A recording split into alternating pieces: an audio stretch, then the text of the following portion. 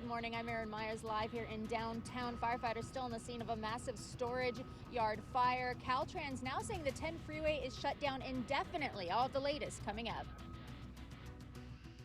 A murder mystery unfolds. A gruesome discovery in Encino leads to the arrest of a son of a Hollywood exec in Tarzana. This morning, new details on what led up to the morbid findings. Start Your Engines Formula One has taken over Las Vegas, but some fans are a little worried because of one detail the event organizers overlooked. And temperatures today are going to be warmer than yesterday. We'll see sunny skies all weekend, and then big changes coming next week, including a really good chance of seeing some rain. We'll talk about that coming up.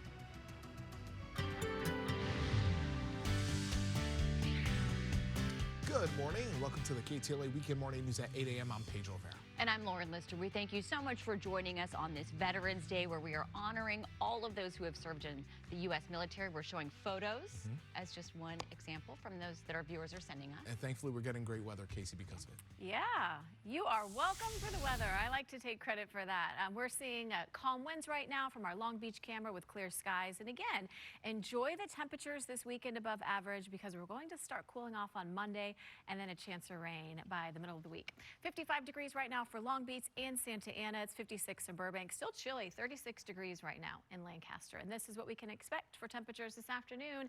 75 for Oxnard, 84 in Van Nuys today, 82 for Long Beach, 84 for Riverside, and 54 in Big Bear. Back to you. We begin with that breaking news. A massive storage yard fire forces the closure of a portion of the 10 freeway in downtown L.A. The structural integrity of the roadway is now a major concern, and it's unclear when the freeway could reopen. KTLA's Erin Myers has been tracking this live from downtown L.A. with the latest on the damage from that intense blaze. Erin. Good morning to you both. Originally, the CHP told us they thought the freeway would be closed for at least 24 hours. Now Caltrans is saying the freeway will be closed indefinitely. They have not really been able to go in and check for that structural damage yet. They have to make sure the fire is completely out, and firefighters are still here on the scene.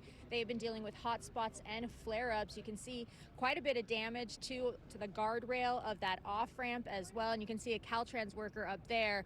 They are trying to get this all under control so Caltrans can get out there and check for the integrity. Now, a little before 12:30 this morning, that is when Los Angeles City firefighters responded to a storage yard fire on East 14th Street, not far from Alameda. The fire also extended to a second storage yard, exposing additional structures, so extra resources were called in. Fortunately, firefighters were able to protect those commercial buildings, but we are told trailers, vehicles, pallets, and more were destroyed on the yards, along with what appeared to be at least a couple of vehicles on 14th Street. In total, 26 fire companies were called in to battle this blaze with more than 160 firefighters on the ground. The LADWP also came out to boost the water pressure in the area to compensate for the high volume needed to deal with this fire. We're told an encampment was under the freeway here on 14th Street, but fortunately everyone was able to get out. There are some people experiencing homelessness that are damaged, but as far as we can tell, nothing of significant value was destroyed. Now, once again, officials say the fire has affected the underside of the 10 freeway over 14th Street. You can see the damage to the columns in this picture from Caltrans. Caltrans does have a structural engineer here on scene who will check the integrity, the structural integrity after the fire is completely put out. Because the fire is still actively burning, we don't know when they'll be able to put it out, when our engineers can get in there, when it's cool enough to go in and test the structural integrity of the bridge. So we don't have an estimated time of opening. We are encouraging everyone to avoid 10 south of downtown altogether. Use alternate routes. The traffic can be very busy, especially on a weekend. And you can see right there one of those flare-ups we're talking about firefighters dealing with here. They have brought in extra equipment to help them go through all of this rubble to help put out those hot spots. Now, once again, according to Caltrans, the roadway is closed indefinitely. The best thing to do is just avoid this area for now. Reporting live here in downtown, I'm Erin Myers. I'll send it back to you in the studio. Erin, thank you. Just a mess. It's going to be a big deal for drivers going through the area. Thank you. Southern California could get its own miniature version of the Las Vegas Sphere. You heard me right. It would be right along the Sunset Strip in West Hollywood.